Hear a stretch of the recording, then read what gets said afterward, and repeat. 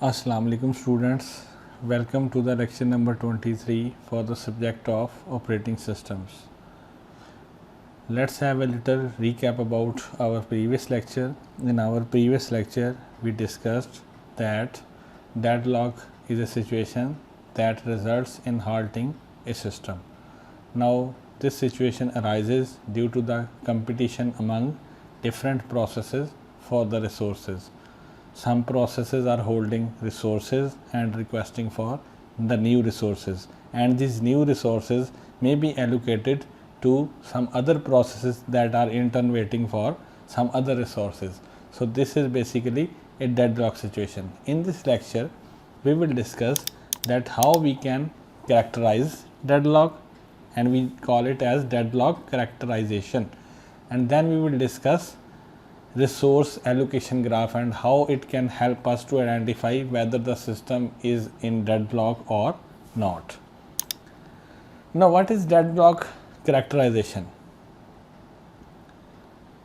Deadlock characterization can be defined as the terms and conditions that need to be fulfilled for a deadlock to occur. So a system can enter into a deadlock state if following 4 conditions hold simultaneously, यानी ये जो मैंने 4 conditions लिखी हैं, अगर ये चारों की चारों कंडीशंस फुली सेटिस्फाइड होंगी तो आपका सिस्टम डेडलॉक स्टेट में चला जाएगा, और अगर इनमें से एक कंडीशन भी सेटिस्फाई नहीं करती तो सिस्टम डेडलॉक स्टेट में नहीं जाएगा. For example, the condition mutual exclusion is true, the condition hold and wait is true, no preemption is true, but there is no circular wait.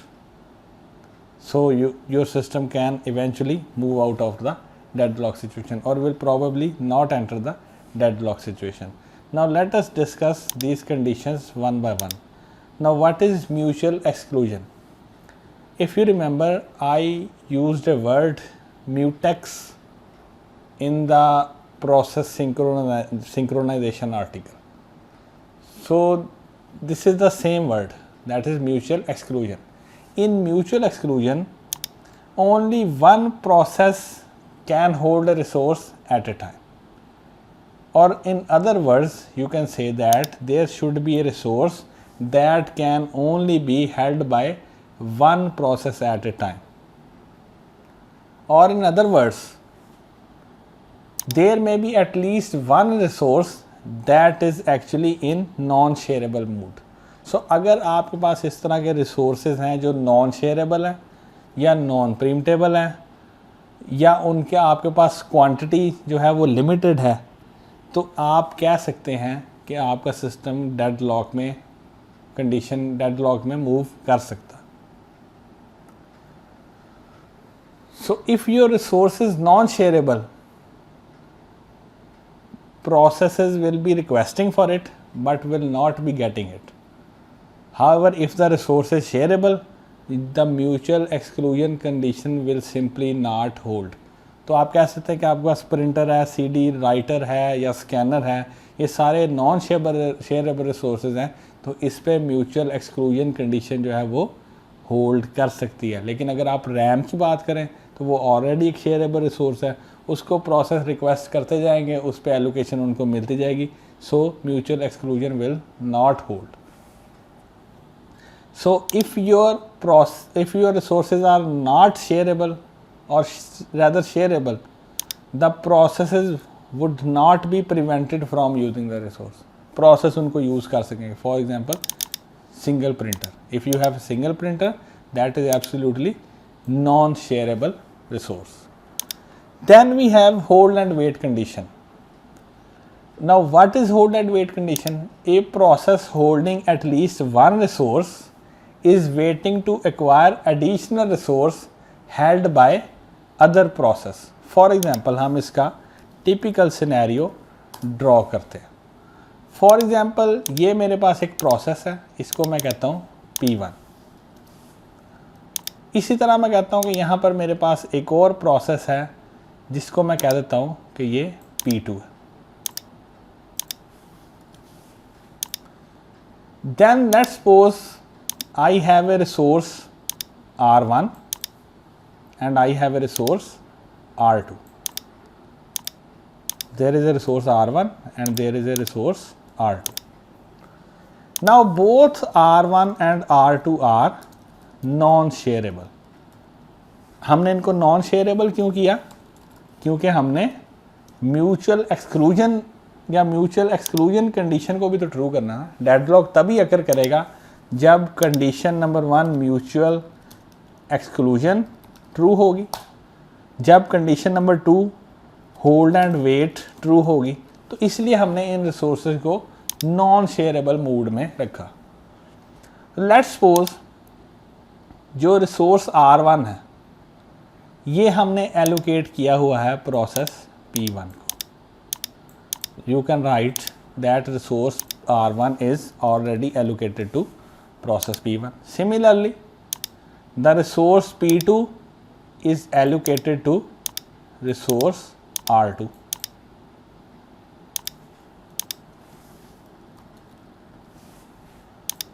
Now let's suppose the process P1 request for resource R2. Now this is a request. अब अगर आप इस scenario को देखें, now P1 is holding a resource and is requesting for another resource. This is basically hold and wait. Similarly, process P2 has initiated a request for the resource R1. So this is again the same situation that P2 is holding a resource R2, but P2 is requesting for the resource R1. So this is basically hold and wait condition.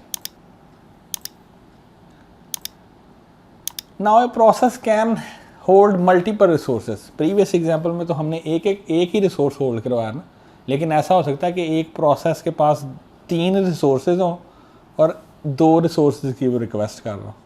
So this condition will also be hold and wait. और similarly जिन resources की वो request कर रहा है या जिन processes से वो request कर रहा है वो process भी multiple resources को hold and wait condition में place कर सकते हैं. So this is hold and wait. Next we have no preemption. For deadlock, your resources should be in non-preemptible mode. So what do we mean by no preemption? A resource can only be released voluntarily by the process after the process has completed its execution. यानी आप simple words में कह सकते हैं कि आपके पास ऐसे resources हों जिनको आप प्रीम्प्ट नहीं कर सकते, नॉन प्रीम्प्टेबल रिसोर्स हो. सो क्या होगा कि आप इन रिसोर्सेज को स्नैच या डी एलोकेट नहीं कर सकेंगे बाय फोर्स. इंस्टेड जब एक प्रोसेस अपनी एग्जीक्यूशन फिनिश कर देगा तो वो अपने रिसोर्सेज को रिलीज़ कर देगा और वो फिर दूसरों के लिए अवेलेबल हो जाएंगे. So in other words, you can say that a resource cannot be preempted from a process by force. So these 3 conditions must be true for deadlock to occur. And now we have another condition that is known as the circular wait. Now what is circular wait? A process is waiting for the resource held by the second process. So this is virtually the same, that is hold and wait. Now the second process is waiting for a resource held by the third process. This is again hold and wait. And similarly the third process is waiting for a resource that is held by another process, and this goes on in the form of a circle. So you can say that first process is waiting for the resource held by the second process. Second process wait कर रहा है ऐसे resource के लिए जो third process के पास है, और थर्ड प्रोसेस ऐसे रिसोर्स के लिए वेट कर रहा है जो फोर्थ प्रोसेस के पास है, और फोर्थ प्रोसेस ऐसे रिसोर्स के लिए वेट कर रहा है जो प्रोसेस 1 के पास है. This is circular wait. So mathematically आप इसको ऐसे देख सकते हैं कि there exist a set of processes ranging from P0 to Pn. So all these processes are in waiting process. Now how they are waiting? P0 is waiting for a resource held by P1. This is hold and wait. P1 is waiting for a resource held by the process P2. This is hold and wait. Pn-1 process is waiting for a resource that is held by Pn. This is again hold and wait. And Pn is waiting for a resource held by the process P naught, so this is circular wait, यानी circle में आप move कर रहे हैं। For example इसका हम scenario draw कर लेते हैं कि लेट्स सपोज मेरे पास 3 प्रोसेसेस हैं। मैं कहता हूँ कि ये मेरे पास प्रोसेस 1 है, ये मेरे पास प्रोसेस 2 है और ये मेरे पास प्रोसेस 3 है। मैं इनको डेजिग्नेट कर लेता हूँ। We have process 1, we have process 2 and we have process 3. Now let's suppose we have a resource R1.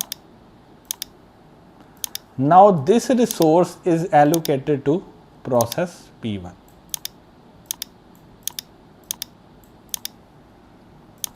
Now R1 is allocated to process P1. Similarly, we have another resource that is R2. Now R2 resource is allocated to process P2.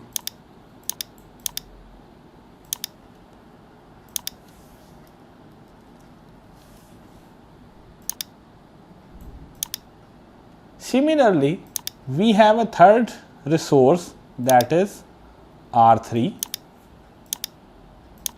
Now this resource R3 is allocated to process P3. This is a simple scenario कि हमने simply resources को allocate कर दिया।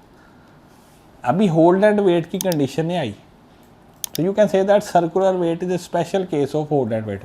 Now let's suppose the process P1 request for the resource R2. Now this is hold and wait. P1 is holding resource R1 and requesting for resource R2 that is held by the process P2. Now this is request. Similarly, process P2 is holding the resource R2 and requesting for the resource R3. Now this is again hold and wait. The process P2 is holding the resource 2 and requesting for the resource 3. Now let's suppose the process P3 is requesting for the resource R1. Now this is another hold and wait, that process 3 is holding resource 3 but is requesting for the resource held by the process P1. Now this is circular wait कि ये जितने भी process हैं इनके पास अपने resources भी हैं, लेकिन ये दूसरे रिसोर्सेज की रिक्वेस्ट भी कर रहे हैं सर्कुलर मैनर में कि लास्ट प्रोसेस जो है वो फर्स्ट प्रोसेस के रिसोर्स को रिक्वेस्ट कर रहा है. Now this is the circular wait condition. Next we have the resource allocation graph method. Now why we use the resource allocation graph? Resource allocation graph can be used to describe deadlock situations more clearly. Now what is a graph? A graph has two things. What is vertices and the other is edges. In resource allocation graph there are two types of vertices. One type of vertices is used to designate processes. So you can say that there are process vertex that represents a process. We can have a set of processes. Then we have a resource vertex. A resource vertex represents a resource. We can have finite set of resources. Next we have two types of edges. One is the request edge and one is the assignment edge or allocation edge. Now what is the request edge? Now these edges are directed, यानी इनकी direction है. अगर हमारे पास कोई ऐसा as exist करता है जिसमें जो डायरेक्शन है एरो की वो प्रोसेस से रिसोर्स की तरफ है, so we can say that process is requesting for a resource. Now what is assignment edge? अगर हमारे पास ऐसा डायरेक्टेड एज है जो कि रिसोर्स से प्रोसेस की तरफ है, तो हम कह सकते हैं कि रिसोर्स जो है वो हमने किसी प्रोसेस को एलोकेट किया. For example here are few symbols that we use in this.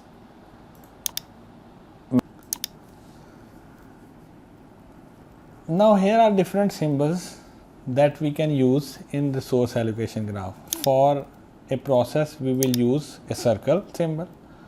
For a resource we will use a rectangular symbol. But we can have different instances of a resource. Now what do we mean by instances? For example, we have 4 printers. Now the resource type is printer and its instances are 4. Similarly जैसे हमने previous lecture में discuss किया कि हमारे पास 3 CDRW हैं. So CDRW is a resource type and 3 are the instances. So the number of resources of a single type are known as instances. Then we have request instance. अगर आप देखें तो यहाँ पर सबसे पहले एक प्रोसेस है और एक हमारे पास क्या है, रिसोर्स. सो जब भी हमारे पास एज की डायरेक्शन प्रोसेस से रिसोर्स की तरफ होगी, it means process is requesting for the resource. Similarly अगर हमारे पास डायरेक्शन रिसोर्स से प्रोसेस की तरफ होगी, it means resource is currently allocated to the process.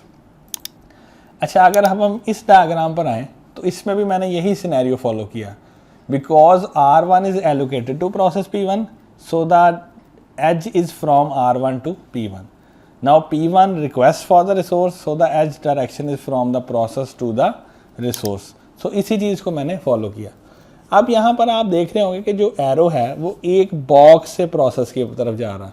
So it means that के रिसोर्स की जो एक इंस्टेंस है वो प्रोसेस को एलोकेटेड है, सारी की सारी 4 इंस्टेंसेस एलोकेट नहीं है. और अगर आप इस सिनेरियो को देखें तो यहाँ पर हमारे पास सारी की सारी सिंगल इंस्टेंस रिसोर्सेज थे.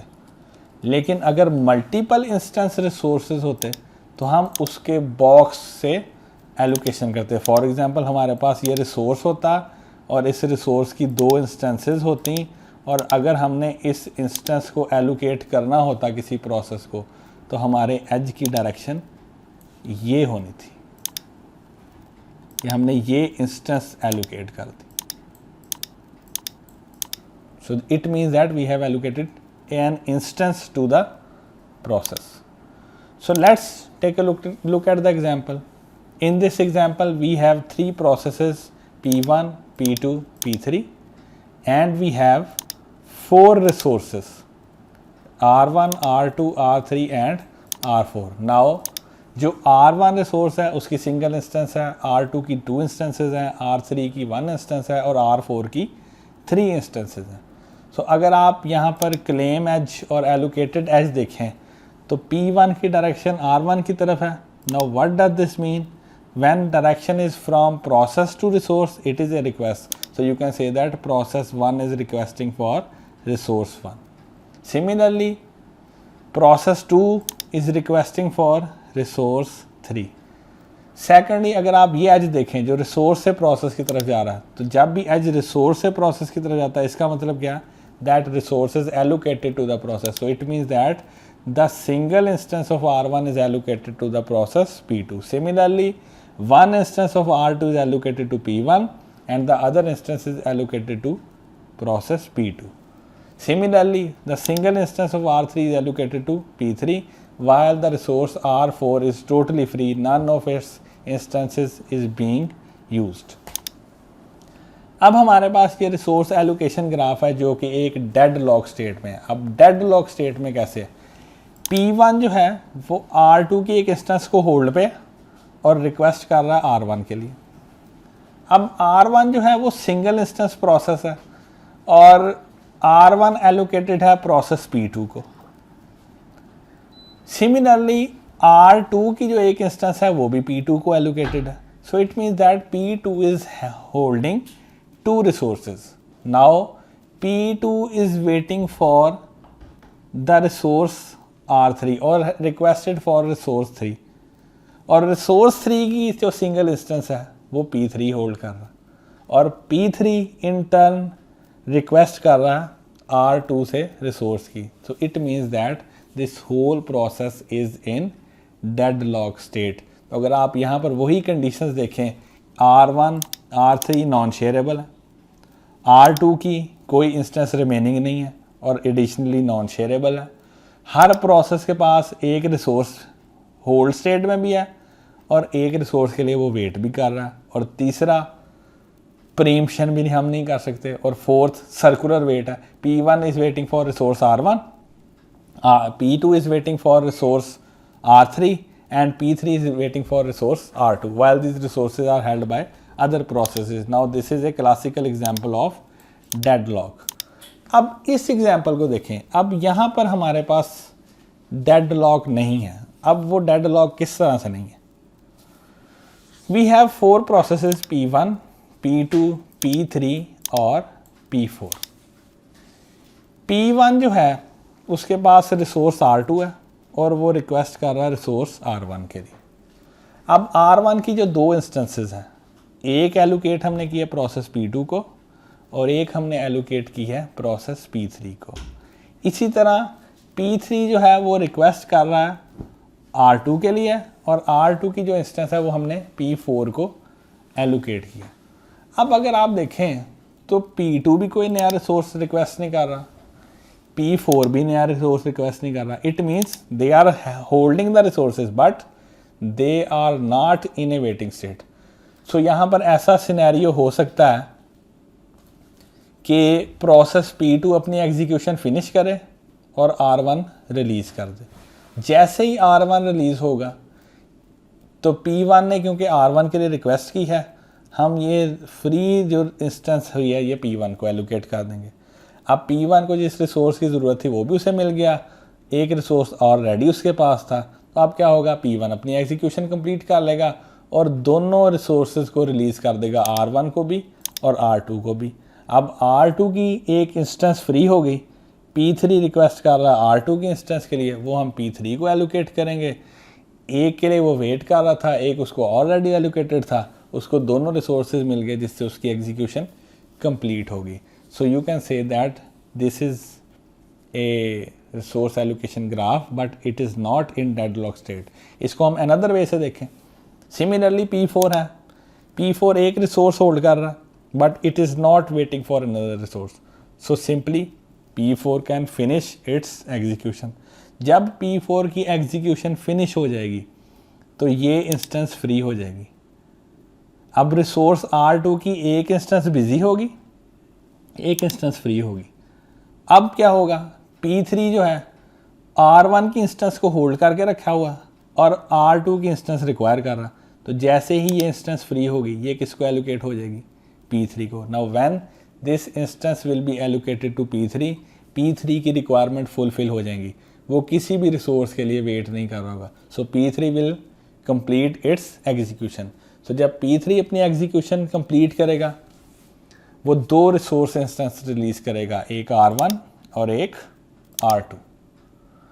जब R1 रिसोर्स की एक इंस्टेंस फ्री हो जाएगी, इसके लिए P1 रिक्वेस्ट कर रहा तो हम ये इंस्टेंस P1 को एलोकेट कर देंगे। सो P1 भी अपनी एग्जीक्यूशन फिनिश कर लेगा। सो this is a resource allocation graph but without deadlock because hold and wait condition is not satisfied here. There are 2 processes that are not fulfilling the hold and wait condition. However, in the previous example, hold and wait condition भी थी, no preemption भी थी, उसके बाद circular wait भी थी और mutual exclusion भी थी। So हम इस ग्राफ से क्या inference ले सकते हैं या क्या results दे सकते हैं? If a graph has no cycles, then there is no deadlock. If a graph has a cycle, then there are 2 outcomes. If there are only single instance resources, then there will be deadlock. If there are several instances, then there might be deadlock or not. अगर आप इस example को देखें तो यहाँ पर ये circle exist कर रहा, ये आप P1 से R1 पे गए, R1 से P2 पे गए, P2 से R3, R3 से P3, P3 से R2 और R2 से P1. So this is circular. So it is a deadlock despite the fact that resource R2 has 2 instances. लेकिन अगर आप यहाँ पर आ जाएं, अब यहाँ पर सर्कल तो है P1 goes to R1, R1 goes to P3, P3 goes to R2 and R2 goes to P1. But we have multiple instances, and secondly the P2 and P4 resources are not fulfilling hold and wait conditions. So there exists a cycle, but there is possibility that we can solve these problems in some order that there is no deadlock. So this was a lecture about deadlock characterization and how we can understand whether the system is in deadlock state or not with the help of resource allocation graph.